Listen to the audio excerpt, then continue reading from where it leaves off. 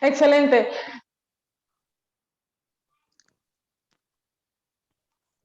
Alguien habló, parece. Bueno, excelente, Brenda, porque, claro, tú dices del pan integral y es harina igual. O sea, si estamos consumiendo un pan, creemos que es un pan sano, pero es harina igual. O sea, entonces creemos de que el pan integral nos va a ayudar a quemar calorías. Y ese es el error que a veces cometemos, que dicen, no, yo no como pan, sino pan integral. Y comemos, y estamos comiendo harina, si es harina. Lo importante es comer harina, pero comerla balanceada. Y ella habló un poquito de las enfermedades, totalmente importante, porque creemos que a veces la alimentación no trae enfermedades, la mala alimentación o la mala alimentación más que nada trae enfermedades, que a veces uno come y cree que no va a pasar nada, y viene la obesidad, viene el sobrepeso, viene problemas en el estómago, bueno, en fin. O sea, y Brenda, una pregunta, eso no está dentro del libreto, pero ¿me escucha, Brenda? Sí, sí, escucho, escucho. Ok. O sea, ¿qué pasa? Porque esta pregunta no está acá, pero ¿qué pasa si yo como y no me lleno? ¿Tengo que seguir comiendo?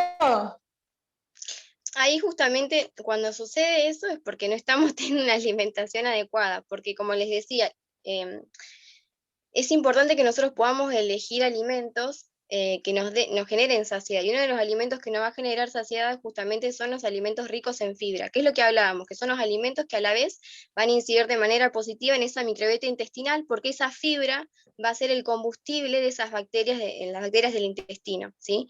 Entonces es importante en nuestra alimentación poder incorporar esas fuentes de hidratos de carbono, como por ejemplo los cereales, ¿sí? Las legumbres, pero aquellos cereales en este caso que son ricos en fibra y obviamente, como vos también decías, en una cantidad apropiada. Entonces, si nosotros Claro, empezamos a hacer pequeños cambios en nuestros hábitos alimentarios, vamos a ver cómo nos vamos a llenar más, ¿sí? Cómo vamos a tener mayor aún saciedad. sí. Yo creo que en Y parte bueno, no es comer más o comer menos, sino poder cambiar los alimentos que estamos eligiendo, la selección de alimentos. alguien dice, no es comer para llenarte, sino es comer para alimentarte.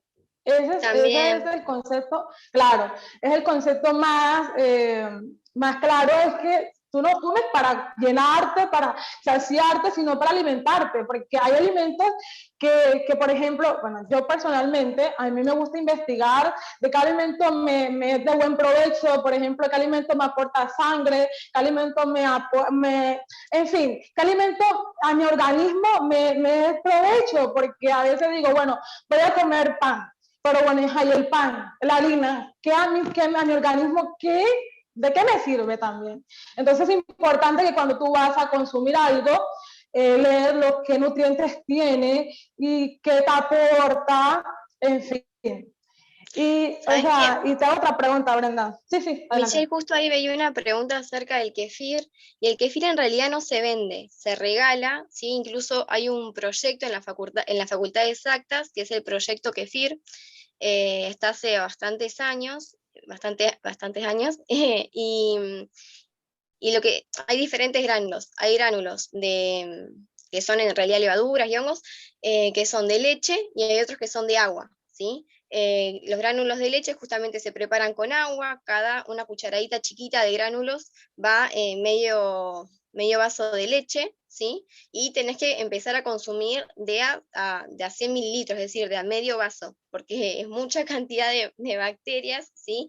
Y tu organismo se tiene que ir acostumbrando. Entonces, en un comienzo se recomienda consumir medio vaso de leche, ¿sí? O media taza.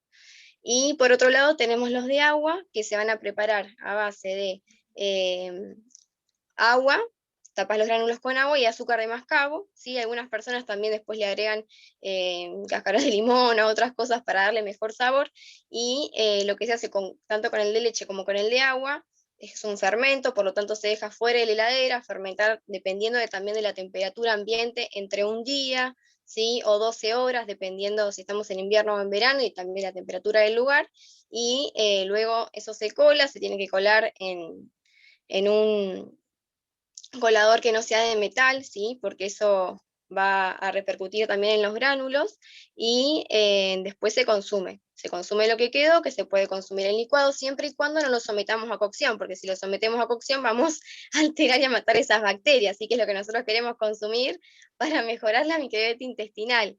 Y eso también es bueno poder consumirlos, por ejemplo, con alimentos ricos en fibra como la avena, ¿sí? Y ahí justamente vamos a tener una mezcla. Recordemos, como les decía, que la fibra ¿sí? va a funcionar como ese combustible, como ese alimento de esas bacterias. Entonces, si estamos consumiendo un probiótico, que dijimos que eran bacterias, que van a tener buenas funciones en nuestro organismo, que van a aportar justamente más bacterias a esa microbiota intestinal, es bueno poder consumirlo con un alimento rico en fibra, que va a ser justamente ese combustible. Un alimento con el que lo podemos consumir, por ejemplo, el kefir de leche, sería con la avena, y queda la verdad muy rico porque es una especie de yogur. Es un poquito más ácido, pero bueno, es una manera también de consumirlos, o en licuados los podemos consumir.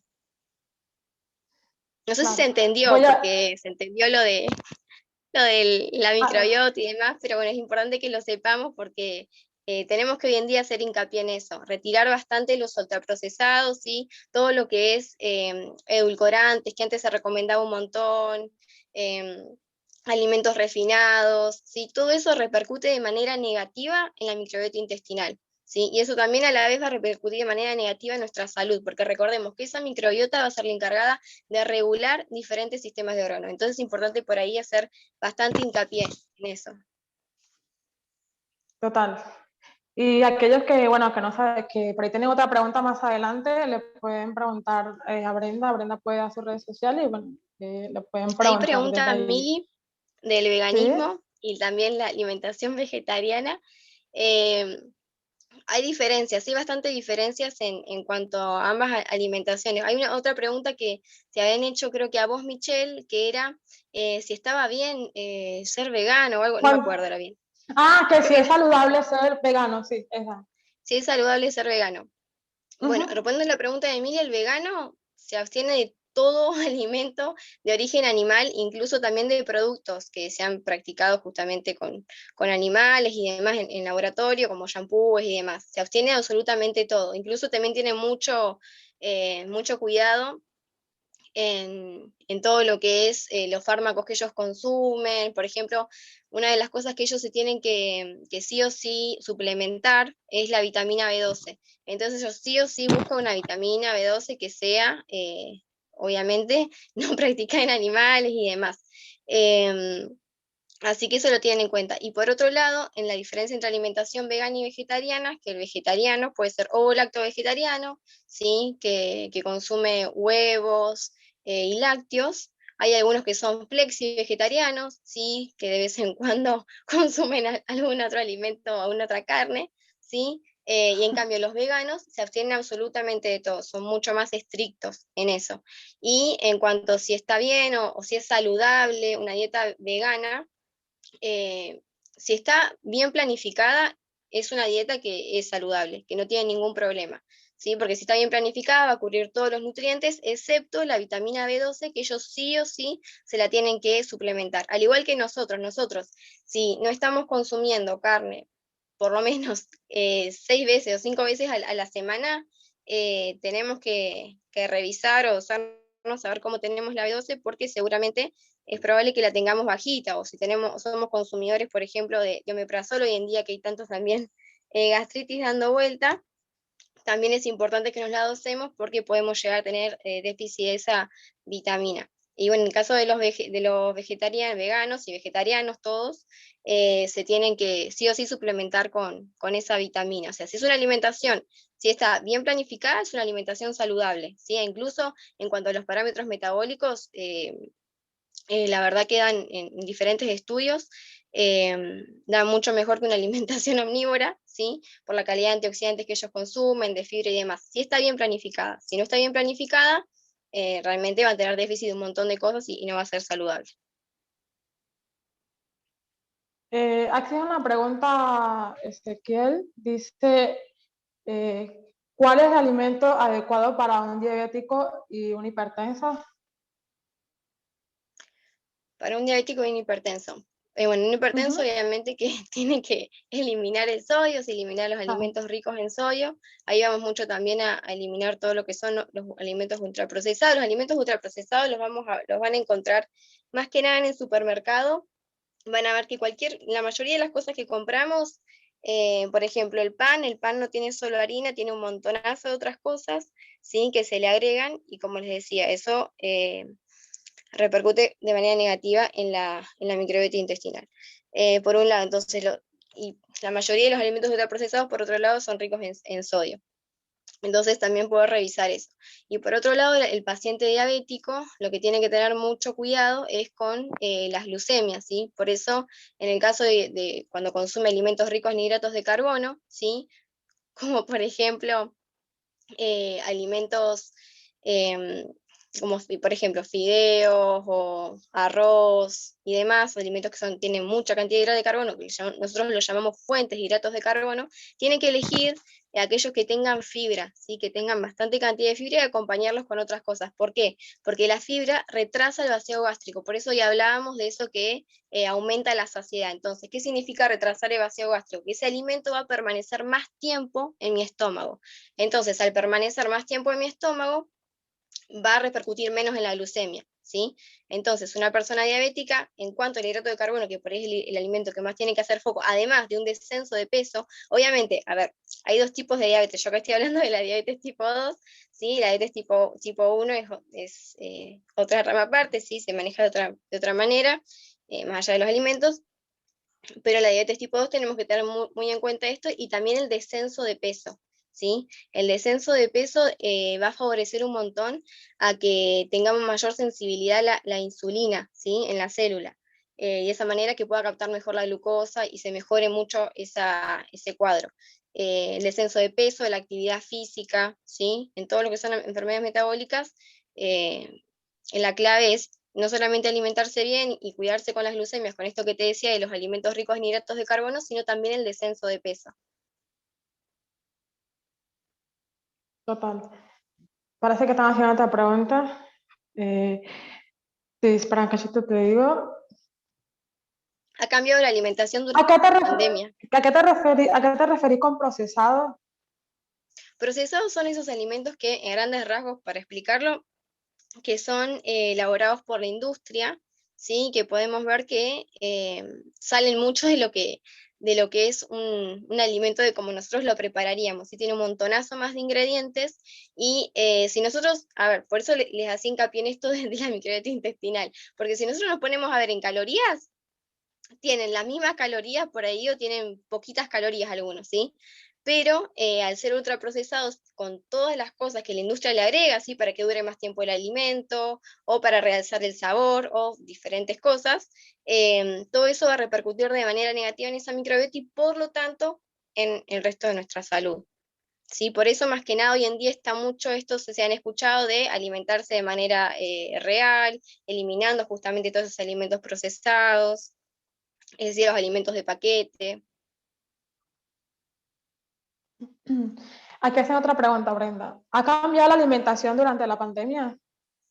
Eh, Mira, desde lo que yo estuve mirando, sí ha cambiado en cuanto a que la gente em, tiene mucha más ansiedad, y esa ansiedad justamente le lleva a comer más, ¿sí? Hay algo que también nosotros podemos mencionar, que es el hambre emocional, que no es solamente tener hambre para poder satisfacer justamente la necesidad esa fisiológica de comer, ¿sí? Como vos también hablás, para poder saciarnos, ¿sí? y eh, tener una buena función, ¿sí? Del resto de nuestro organismo, sino que justamente es esa hambre que comemos porque estamos aburridos, o comemos porque, no sé, en tal alimento, no sé, nos lleva porque tenemos ganas de comer, no sé, algo dulce. No sé si alguna vez les ha pasado, pero hay gente que me dice, ay, tengo ganas de comer algo dulce. No es que tiene hambre, sino que es un hambre emocional. Y hoy en día en la pandemia ha aumentado mucho, sí, ha aumentado mucho la ansiedad, ha aumentado, bueno, ustedes seguramente lo sabrán también, los ataques de pánico y todo eso, o sea, todo ese tipo de trastornos, más que nada del lado emocional, psicológico, como lo queramos llamar. eh, Ha afectado también en paralelo la forma de alimentarnos, comiendo en exceso. Claro. Y Claro, es verdad. Por eso que a veces dicen, no, porque ahí se, bueno, la gente se pregunta a veces que por qué has engordado tanto en cuarentena, en pandemia, y es así, ahí está la respuesta. A veces no tanta ansiedad, a veces no salimos, sino que nos quedamos en casa y a veces no tenemos nada que hacer y lo que hacemos es, bueno, comer, comer, comer, comer. Bueno, y tú dijiste algo de la dieta, Brenda, que, bueno, ¿qué tengo que tener en cuenta para comenzar una dieta sana, Bueno, ahí obviamente? a mí por ahí no me gusta hablar de dieta, porque si bien la definición de dieta no tiene mucho que ver con lo que voy a decir, pero me da la sensación a mí que en el imaginario colectivo de las personas la dieta es algo que lo empezamos y estamos viendo a ver cuándo termina esta dieta, ¿no? No sé si alguna vez les ha pasado, pero muchas personas dicen, ay, che, vamos a comer tal cosa, no, porque estoy a dieta, ¿no? Y en realidad no es así, ¿no? Sino que lo que uno tiene que buscar es poder cambiar hábitos, ¿sí? Poder cambiar hábitos de alimentación, que eso sí va a permanecer a lo largo del tiempo, ¿sí? Entonces, si nosotros hablamos de cómo mejorar nuestro patrón alimentario, ahí ir trabajando de a poco con los hábitos los hábitos alimentarios, que es lo que nosotros justamente estamos seleccionando para consumir, ¿sí?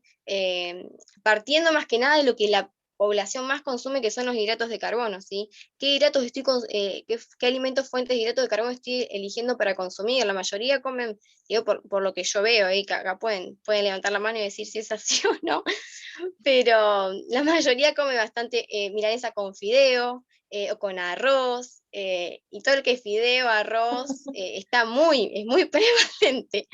Eh, entonces el pan, ¿sí? Entonces en lugar de a veces elegir buenas fuentes de hidratos de carbono, estamos eligiendo fuentes que primeramente nos van a no generar tanta saciedad como un alimento que tiene fibra, como hoy hablábamos, nos van a hacer comer un poco más, ¿sí? Eso por un lado. Y por otro lado también, como les volví a mencionar, la microbiota nos va a incidir de manera negativa en la microbiota intestinal. Entonces poder modificar primeramente la selección de alimentos en los hidratos, que es lo que por lo menos en la población argentina más nos cuesta, ¿sí? O en todo lo que es lo dulce, las galletitas dulces, que gusta tanto a veces, poder empezar a cocinar un poco más, ¿sí? Poder también ser sabios en la forma en que nosotros estamos cocinando los alimentos, ¿sí? Eh, Muchas personas eligen, por ejemplo, lo frito porque a veces es más rápido.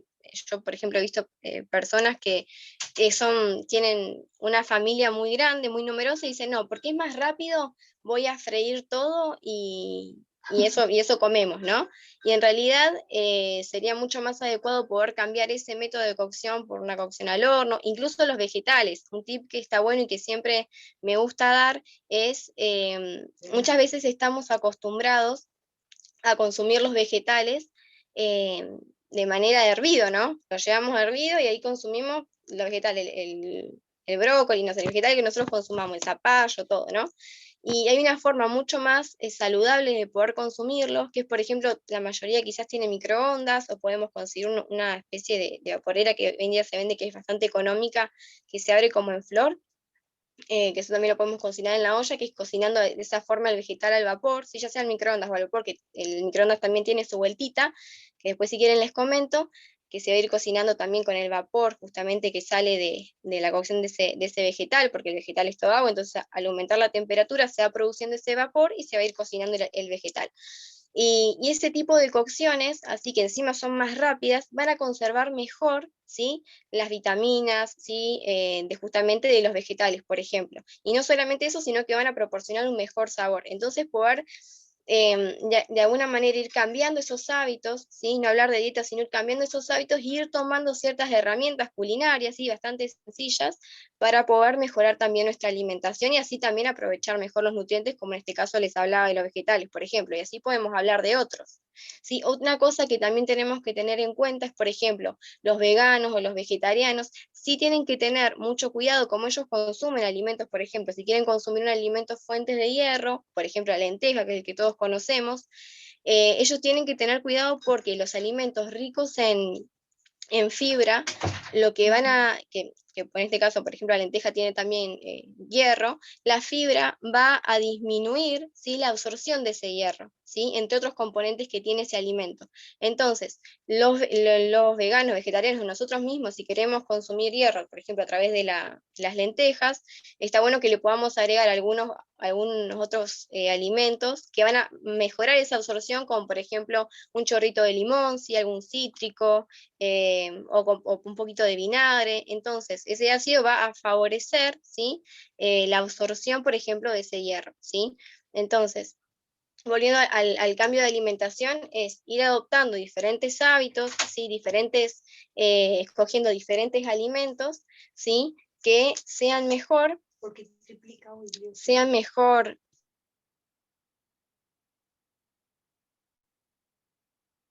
Brenda,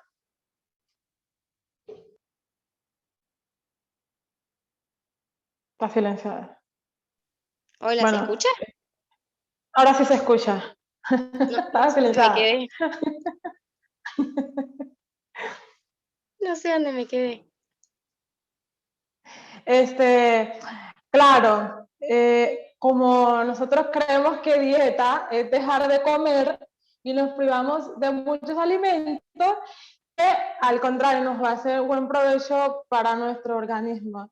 ¿Y qué recomendaciones? Porque obviamente todos los organismos no son iguales, tú no puedes hacer la dieta de tu amigo, de tu amigo, de tu familia, sino que Bien. todos los organismos son totalmente diferentes. Entonces, qué recomendaciones darías tú para hacer una dieta o para meterse en ese tipo de procesos? Algo muy cierto que decís es eso, es que no todos los organismos son iguales, no todos podemos hacer lo mismo, no todos requerimos lo mismo, ¿sí? Aunque una persona tenga que bajar de peso, quizás tiene otros trastornos, otras cuestiones que tratar, ¿sí? Que no va a absorber el alimento de la misma manera y por eso puede tener malestares, ¿sí? Eso pasa muchas veces con los lácteos, pasa muchas veces con ciertos tipos de harinas, entonces, yo digo porque es lo que veo constantemente.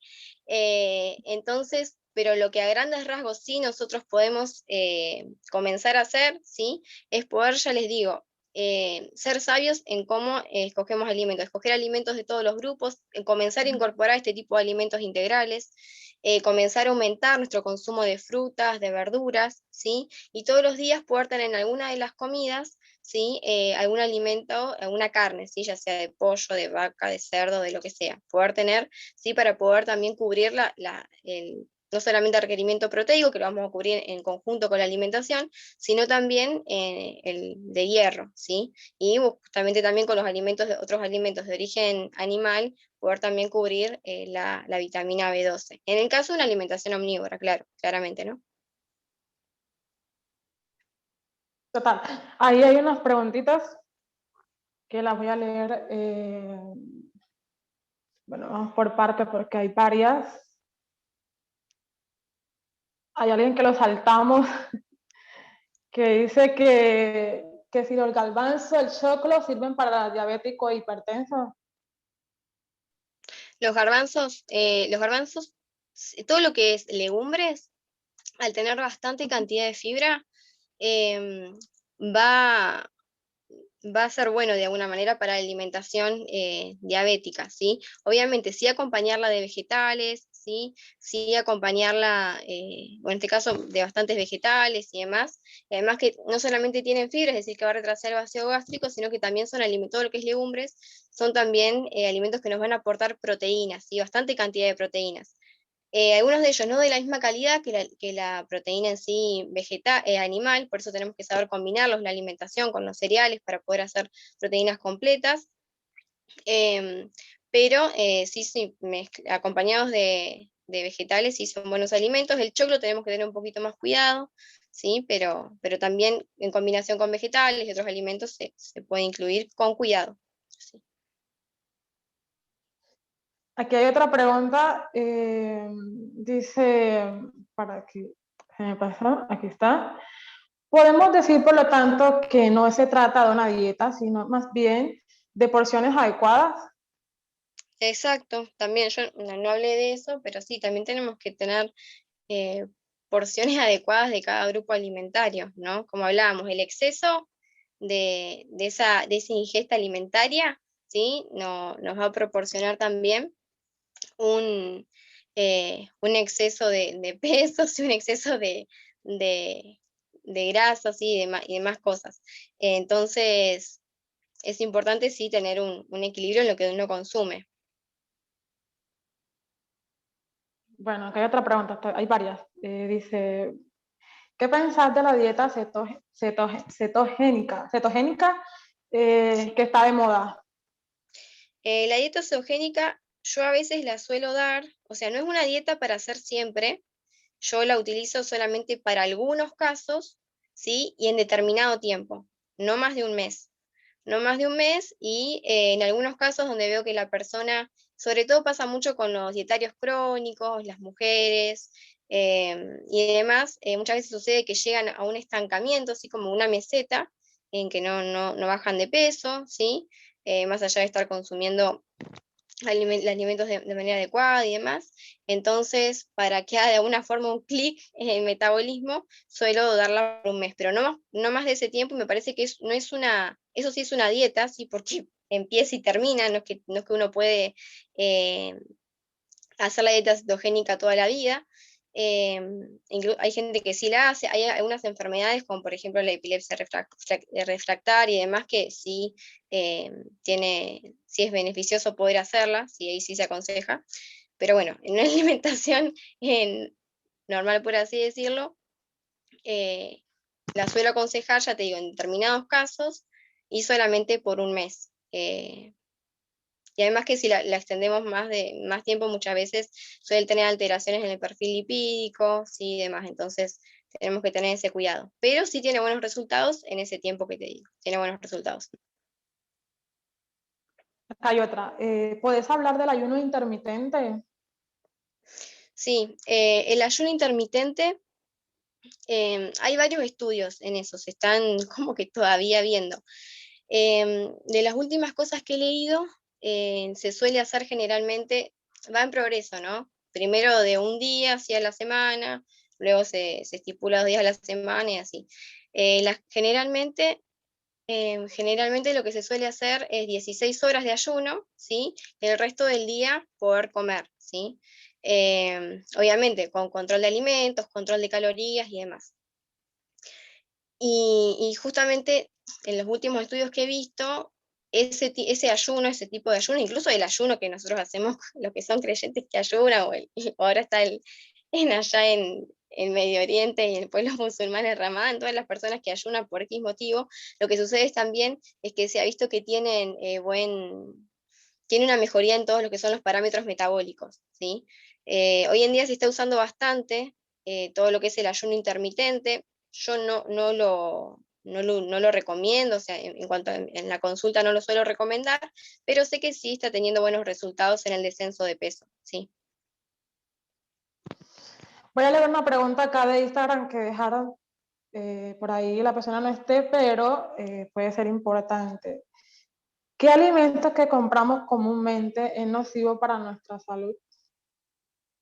¿Qué alimentos que compramos actualmente son nocivos para nuestra salud? Los que hoy hablábamos, todos los alimentos ultraprocesados, que ven que compramos esos paquetes que están llenos de ingredientes, todos esos tenemos que tratar de disminuir el consumo, de tratar de hacer los alimentos en casa, incluso van a ser más baratos y de mucha mejor calidad, volviendo a esto, volviendo de la importancia de la microbiota intestinal.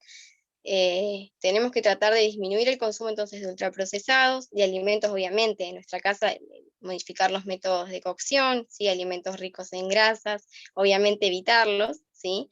Pero a grandes rasgos, que creo que es lo que más importante, que más importante que les quede es eso, tratar de eliminar o de disminuir el consumo de alimentos ultraprocesados, de edulcorantes, de azúcares, ¿sí? Que eso me olvidé de mencionarlo, gaseosas.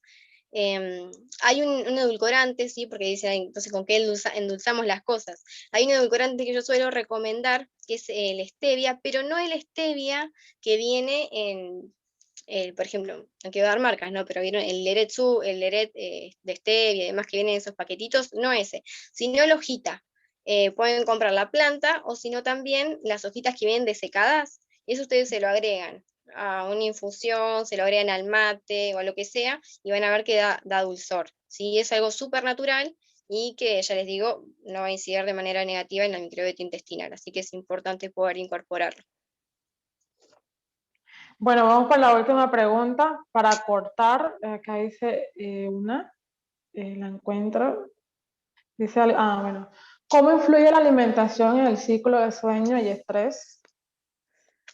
Bueno, hoy justamente vos creo que también me has hecho una pregunta acerca de el desayuno. Hoy se habla mucho de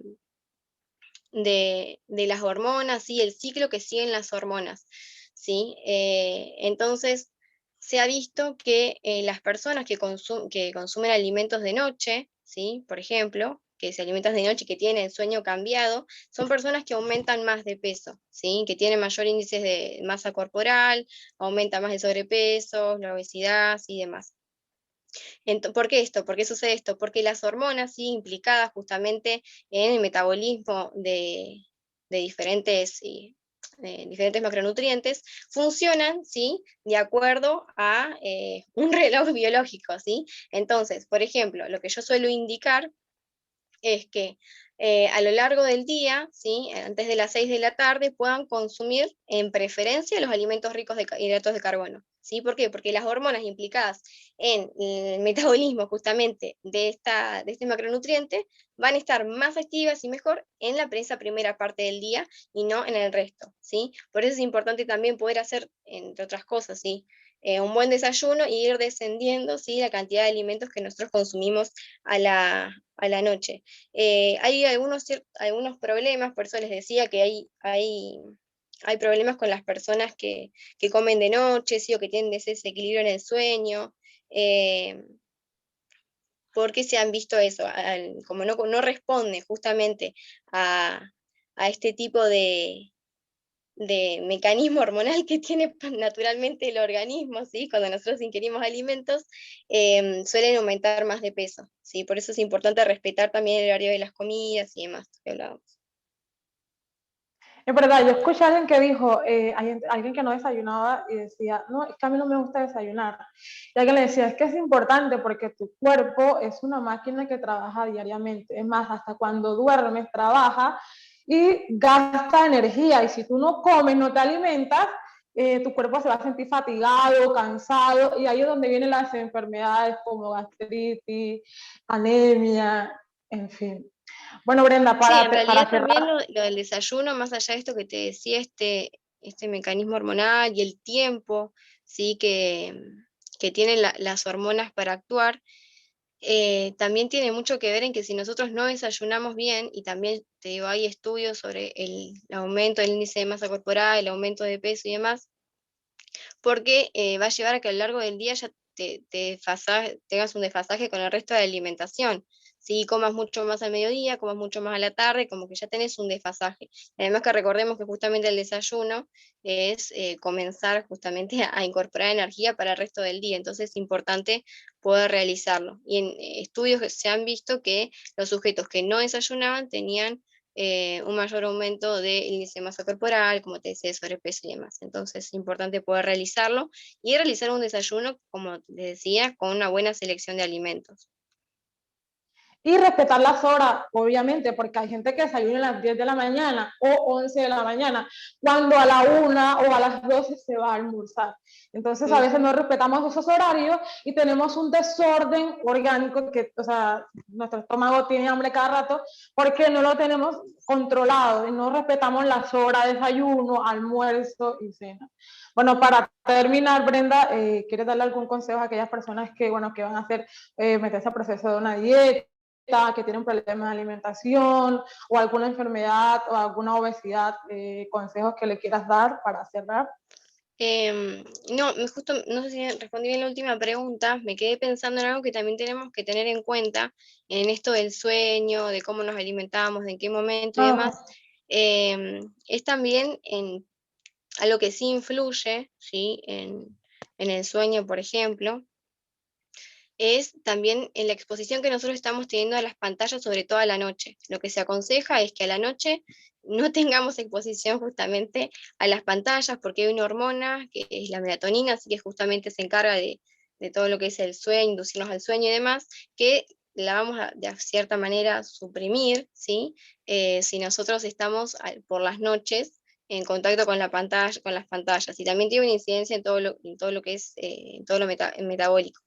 Hoy en día está bastante estudiado eso, que justamente es la cronodisrupción, sí tiene todo algo mucho más complejo, pero sí como dato eso, poder también modificar nuestros hábitos. Como estudiantes es re difícil eso, porque la mayoría trasnocha, pero bueno, no solamente, como les decía, va a repercutir en aumento de peso, sino también en todo esto del ciclo del sueño. Total. Bueno, lo que te había preguntado para cerrar, el consejo que le darías a todas aquellas personas que van a meterse a algún proceso de dieta o tienen alguna enfermedad o, bueno, a causa de la alimentación, obviamente, tienen problemas de alimentación. Hay gente que dice, no, es que a mí no me da hambre y si no me da hambre no como. ¿Qué pasa con esas personas? Y en ese caso, en esas personas, hay que ver el todo de la persona, ¿no? Las personas no somos solamente un uno más uno es dos, sino que tenemos un montón de otras cuestiones que van a influir ya sea en el apetito, ¿sí?